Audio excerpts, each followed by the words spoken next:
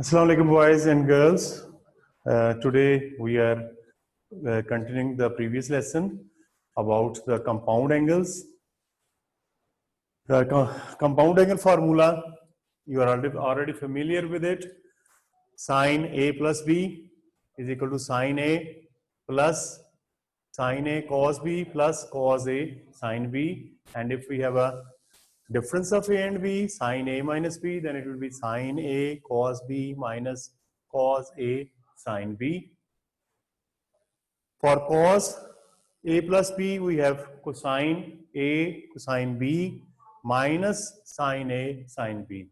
So if there is a plus sign for cos, in its expansion, we have a negative sign. For negative cos, it will be plus cosine A cosine B plus sine A sine B. Tan A plus B will be tan A plus tan B over 1 minus tan A tan B. But if there is a difference between A and B, tan A minus B, for A minus B, it will be tan A minus tan B over 1 plus tan A tan B. We have to make use of these formula. I'm just going to give you a quick revision. Question number exercise, it's exercise number 3B. Question number 7.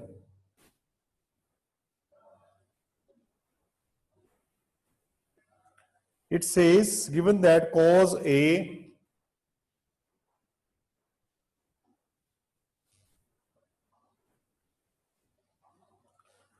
and sine B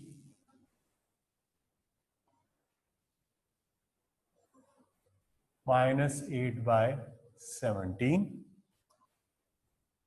and A and B, angles A and B lie in same quadrants. So as you can see that the value of cosine is negative, value of sine is also negative, and both angle lies in same quadrant. Cosine and sine are both negative in third quadrant.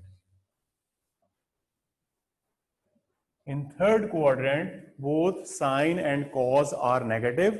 So we have decided from their values that because cos is negative, sine is also negative, so it is possible only in third quadrant. So both angles lies in third quadrant. If I consider angle A, cosine, as we know, is a ratio between base and hypotenuse. So in this case, the base is 4 and hypotenuse is 5.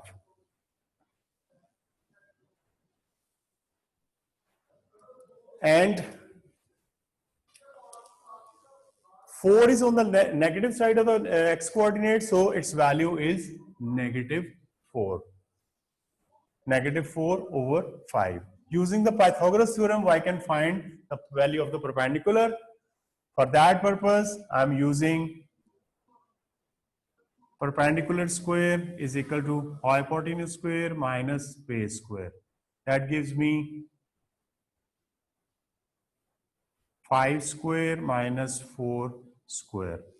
So answer would be 9. So perpendicular is 3. This perpendicular is 3. So using the value of the perpendicular, I can find the sine A. The sine of angle A would be perpendicular over hypotenuse. Perpendicular is 3, hypotenuse is 5, and because it is along negative y-axis, so its value is negative. Otherwise, it's better to decide the signs of these values. Otherwise, you can decide from the quadrant whether sign of angle A is negative or positive. Because it is in the third quadrant, so sign of angle A is negative 3/5. Similarly, tan A perpendicular over base. So I can say -3 over -4, that is 3/4.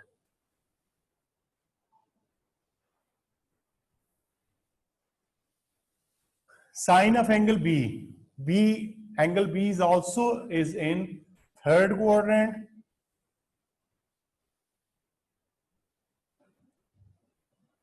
So I have to make a right angle triangle for angle B in third quadrant.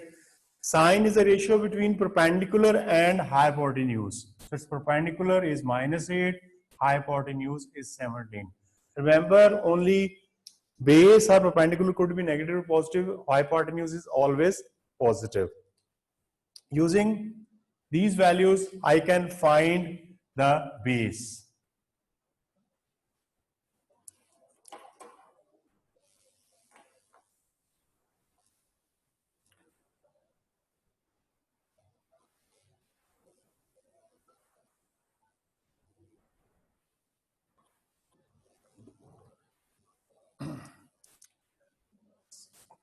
Base square is hypotenuse square minus perpendicular square. It's 289 minus 64. So it would be 225. So base is 15.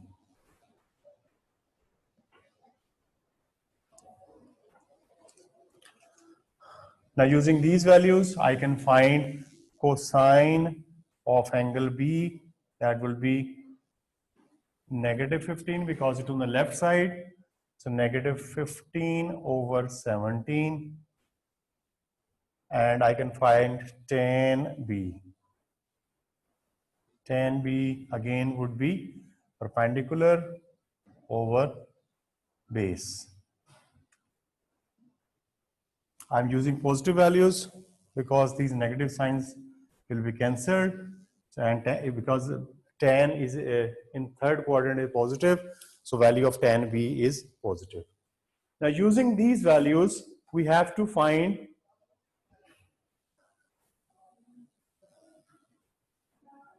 tan A minus B.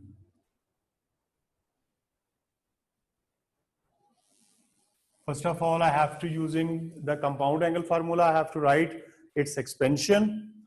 That would be tan A minus tan B over 1 plus tan A tan B. Now we can substitute the values of tan A and tan B. Tan A is 3/4 minus tan B is 8/15 over 1 minus 3/4 into 8/15. If I take LCM in the numerator, it would be 60.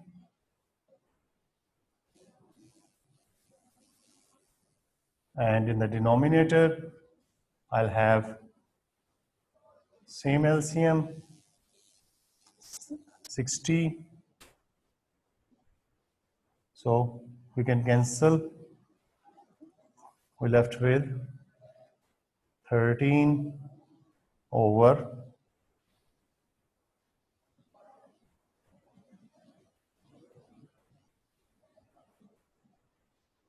26. That is 1/2. Sorry, it should be 36. So 13/36 is our answer.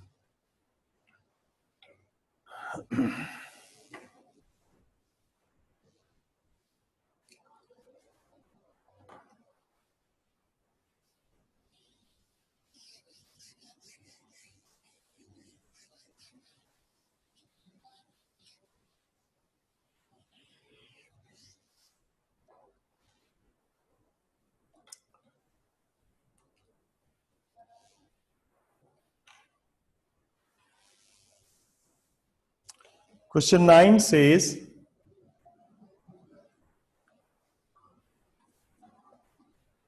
cos A minus B is equal to 3 cos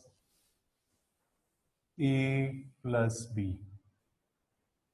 And the demand of the question is to find the exact value of tan A, tan B. We have to find tan A, tan B.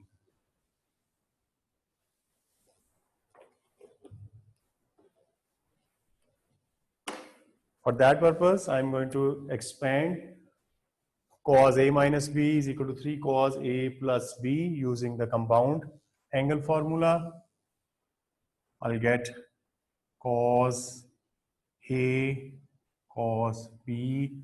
There is a minus sign, be plus sin A sin B is equal to, on the other side, we have 3 cos A cos B is a plus sign, so it will be minus sin A sin B. The terms with the cosine, I'm going to shift on the right, and the terms with the sines, I'm going to shift on the left. It will be sin A sin B plus 3 times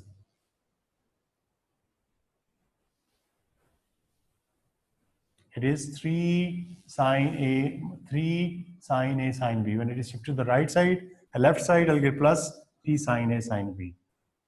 Similarly, I have 3 times cos B, and this term is shifted to the other side, get minus cos A cos B. Adding these two terms are similar, so we can add them. So 3 plus 1, it is 4 sin A sin B is equal to, these two terms are similar as well, so we can subtract them. That is 2 sin A as 2. It is 3 cos A cos B minus 1 cos A cos B. 3 minus 1 will be 2 cos A cos B. So because I need tan A and tan B, and I know tan X is sin X over cos X. So I'm going to divide by cos A cos B. It will be 4 sin A sin B over cos A cos B is equal to 2 over 4. So I have divided by 4 and divided by cos A cos B. So it is tan A tan B. So my answer is tan A tan B is equal to 1 over 2. So this is the exact value of tan A tan B. It is quite simple. We just have to apply the formula and then see what we can do during the simplification.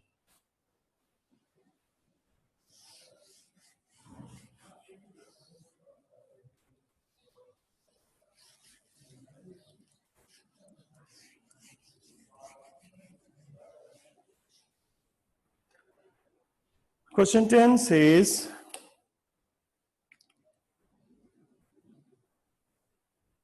(8) plus cosecant square theta is equal to 6 cot theta.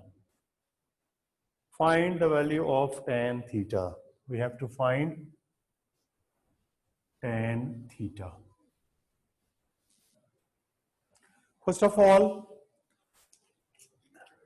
either I'll change cot into cosecant or cosecant into cot. So I know cosecant square theta is equal to 1 plus cot square theta. We cannot change cot into cosecant. We don't have any identity, but we can change cosecant square into 1 plus cot square. So I'm using that identity over here.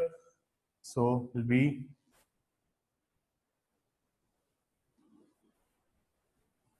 8 plus, I'm replacing cosecant square by 1 plus cot square theta. So the equation becomes cot square theta minus 6 cot theta plus 9 is equal to 0. We can factorize it. Factors will be cot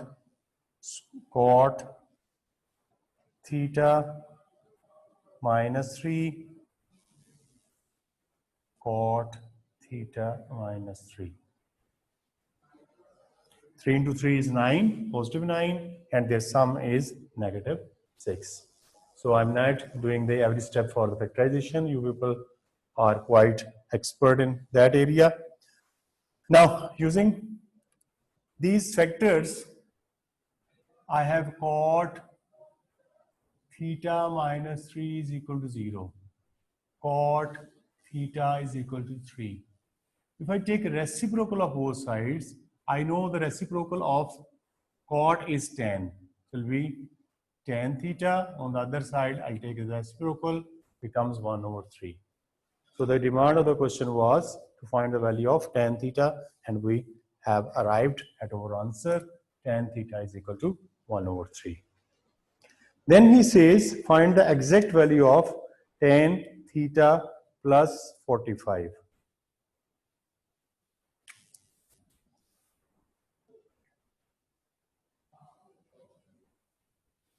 Exact value means we cannot use decimal fractions. Again, using the formula tan theta plus tan 45 over 1 minus tan theta tan 45. Tan theta's value is known to us, 1 over 3 plus tan 45, use the calculator, your answer will be 1. 1 minus tan theta's value, 1 by 3 into 1. So I got, taking LCM,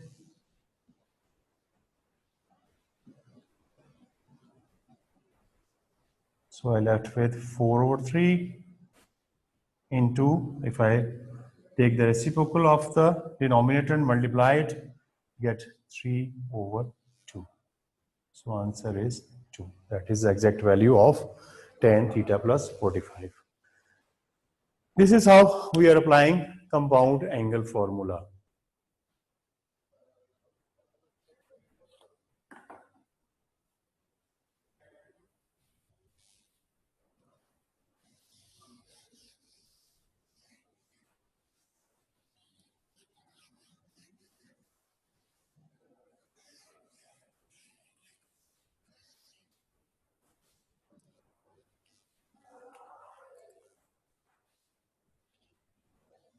Question 13 says, solve the equation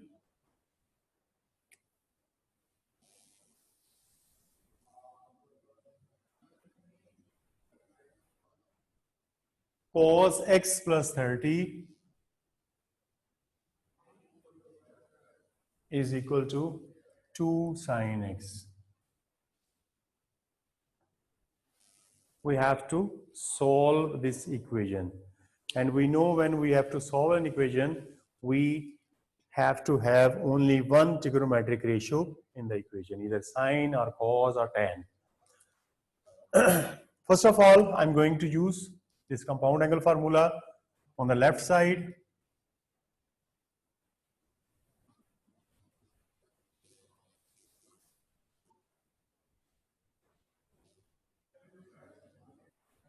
Straight away, I cannot change sine into cos or cos into sine. Otherwise, if I have sine square or cos square, then I can change. Otherwise, I cannot change it. So what I have done, I have expanded the left side, then see what happens. Cos cosine of 30 degree, if you use the calculator, the answer would be 1 by root 3 minus sine x, sine 30 is 1 by 2. If I divide each term by sine, by cos, cos will be cancelled in the first term, but these two becomes tan. So I'm dividing by cos. So you have to decide how to get a single trigonometric ratio. So if I divide it by cos,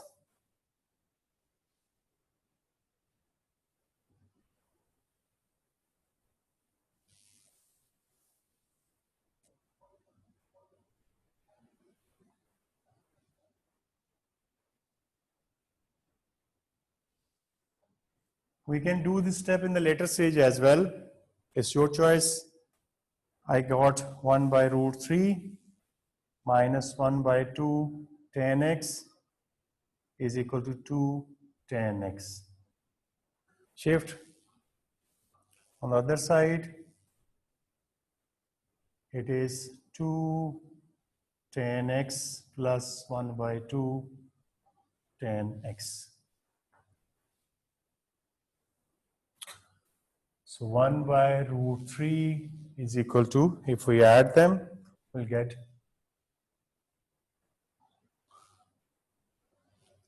5 by 2 tan x.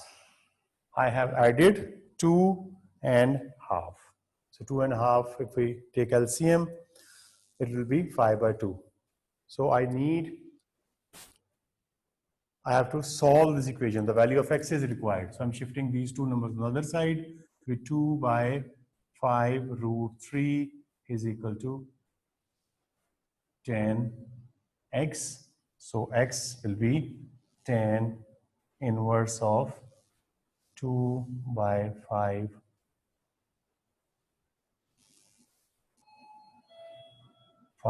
root 3.